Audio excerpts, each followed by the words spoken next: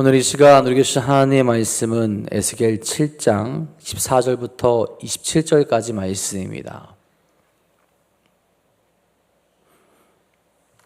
에스겔 7장 14절부터 27절까지 말씀입니다.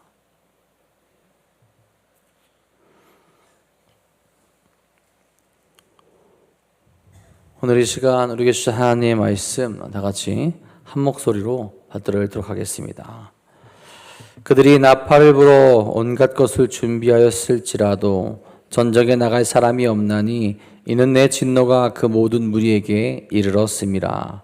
밖에는 칼이 있고 안에는 전염병과 기근이 있어서 밭에 있는 자는 칼에 죽을 것이요 성읍에 있는 자는 기근과 전염병에 망할 것이며 도망하는 자는 산 위로 피하여 다 각기 자기 죄악 때문에 골짜기의 비둘기처럼 슬피 울 것이며 모든 손은 피곤하고 모든 무릎은 물과 같이 약할 것이라.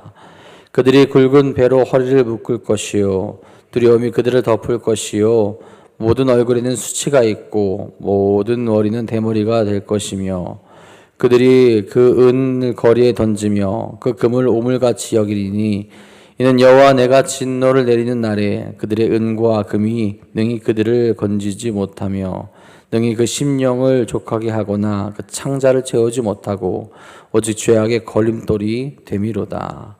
그들이 그 화려한 장식으로 말미암아 교만을 품었고 또 그것으로 가증한 우상과 미운 물건을 만들었은즉 내가 그것을 그들에게 오물이 되게 하여 타국인의 손에 넘겨 노력하게 하며 세상 악인에게 넘겨 그들이 약탈하여 더럽히게 하고 내가 또 내 얼굴을 그들에게서 돌이키리니 그들이 내 은밀한 초소를 더럽히고 포악한 자도 거기 들어와서 더럽히리라. 너는 쇠사슬을 만들라. 이는 피 흘리는 죄가 그 땅에 가득하고 포악이 그 성읍에 찰씀이라.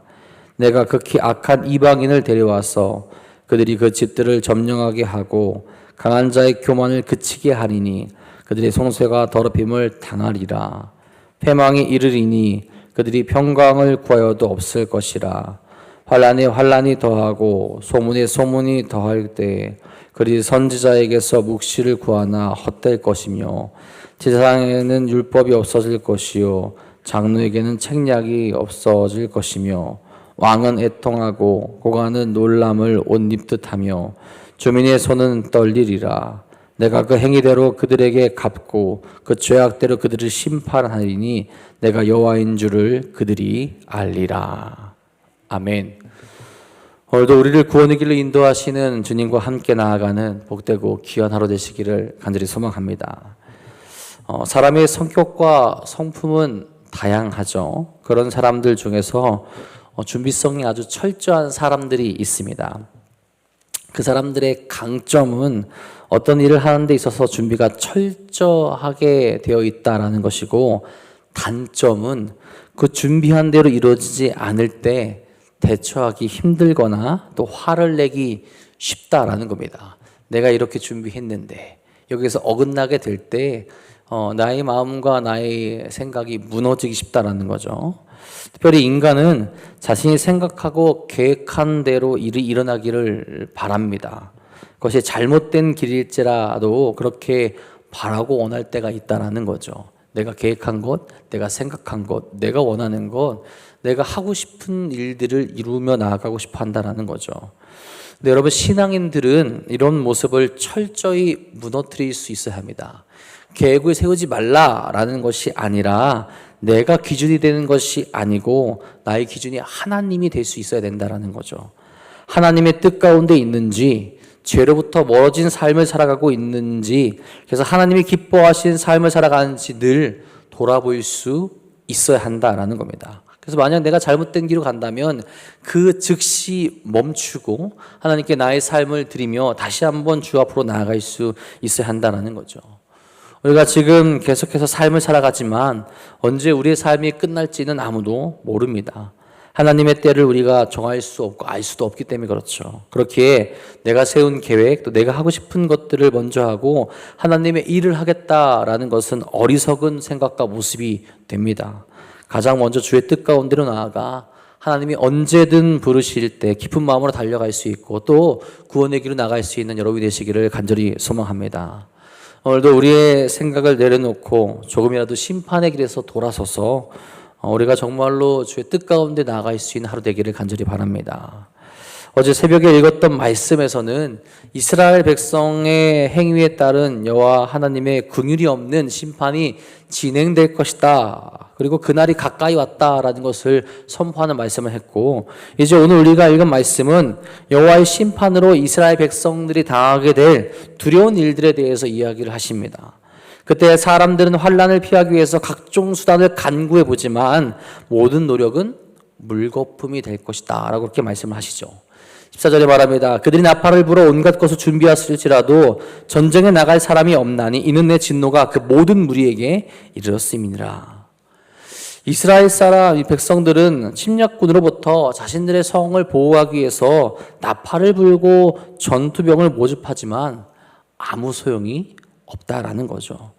전쟁에 나갈 사람이 없다라고 표현을 하는데 이것은 여호와의 진노의 심판 앞에서 대처할 방법을 찾지 못하고 무기력하게 그들이 점령당하고 심판당하는 것을 나타내주고 있는 겁니다. 나팔을 불고 준비하려 하지만 이미 하나님께서 정하신 그 심판 앞에서 그들이 할 수 있는 것은 아무도 없다라는 거죠. 그들의 상태가 그들의 모습이 나팔을 불어도 누구도 소집할 수 없을 정도로 또 응하지 못할 정도로 무기력한 상태에 빠져 있다라는 거죠. 여러분 실은 그들은 싸움이 시작하기 전에도 승패가 결정난 것이나 다름이 없죠. 여호와의 진노가 이스라엘 모든 무리에게 미쳤기에 멸망 외에는 다른 길이 없다라는 겁니다. 여호와께서 이스라엘의 적이 되어서 싸우시기에 그들의 삶 가운데 그들의 나아가는 모든 자리 가운데 어디에도 안전한 곳은 없게 됩니다. 그들이 무엇을 준비하든 어떤 모습으로 대비하든 하나님의 심판이 반드시 그들에게 임할 것이라는 거죠. 여러분 우리가 가장 두려워하는 모습 중에 아마 하나일 겁니다. 하나님은 우리의 아버지가 되시고 우리의 구원자가 되신다는 말씀을 하면서 만약에 우리의 삶이 죄악으로 가득 차 있다면 언젠가는 하나님은 우리를 구원하는 분이 아니시라 심판하시는 분으로 등장하시게 된다라는 거죠. 우리의 삶을 그러니 잘 돌아봐야 합니다. 여호와의 심판은 반드시 일어나게 되는데 그때 우리는 하나님을 어떻게 맞이하게 될 것이냐라는 거죠. 또한 바꿔 생각을 하면 우리 삶 속에 하나님이 계시지 않는다면 우리의 계획, 우리의 준비, 우리의 삶의 모든 것이 아무런 의미가 없다는 거죠. 하나님 우리와 함께 하시지 않는데 재산이 무슨 의미가 있습니까?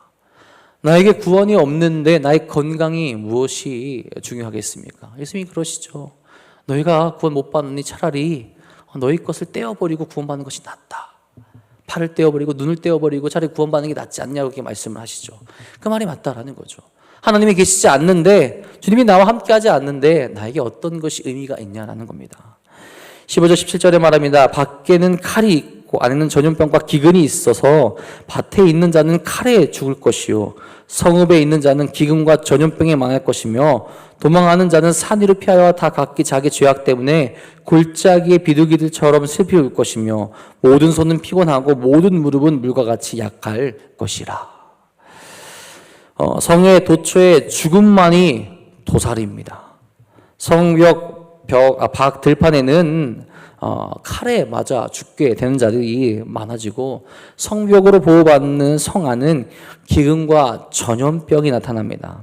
예루살렘은 바벨론에 의해서 약 1년 6개월 정도로 포위되어 있었다라고 합니다. 그러다 보니 성내에 식량난과 식수난 그런 또 물의 오염으로 인하여서 전염병의 문제도 생기게 되었습니다. 또 그 같은 상황을 피해보자 성 밖으로 도망친 자들은 기다리고 있던 적군의 칼에 의하여서 죽임을 당하게 됩니다.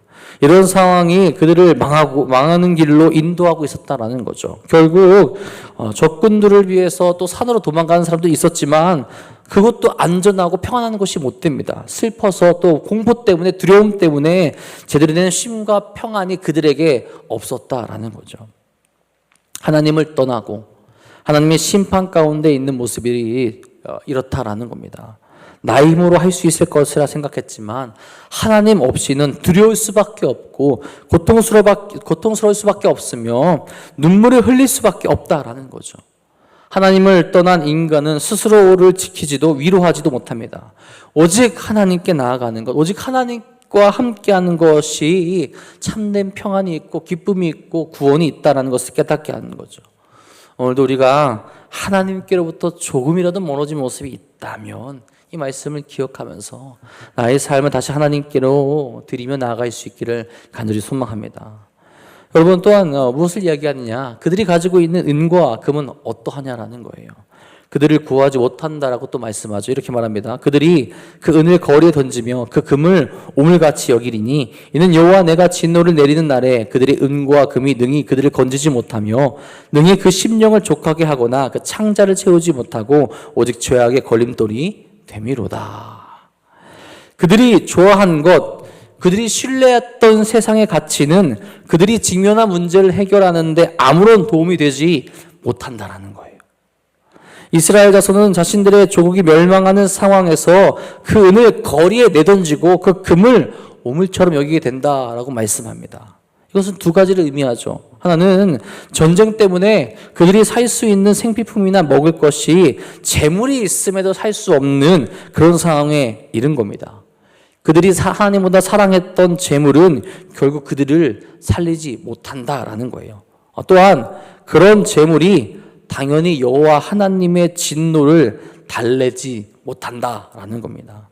여러분, 돈은 문제를 해결해 줄 수 있는 수단이 아니라 잘못 사용하고 그것을 더 의지하게 하면 심판의 도구가 될 수 있음을 기억해야 합니다. 그것이 그들의 죄악의 걸림돌이 된다라고 하지 않습니까? 믿음을 지키지 못하게 한 주요 원인이 되었다라는 겁니다. 20절에도 말합니다. 그들이 그 화려한 장식으로 말미암아 교만을 품었고 또 그것으로 가증한 우상과 미운 물건을 만들었은즉 내가 그것을 그들에게 오물이 되게 하여. 화려한 것을 좋아했고 그로 말미암아 교만한 마음을 가지게 되었습니다. 그리고 우상을 만들고 하나님을 멀리하는 일에 앞장서게 되었죠. 그들이 사랑했던 것, 그래서 하나님을 떠나게 만든 것을 이제 하나님의 가치가 없이 만들어 버리시겠다라는 겁니다. 여러분, 우리의 삶에서 정말 가치 있는 것이 무엇입니까? 세상의 것은 결코 절대적이지 않습니다.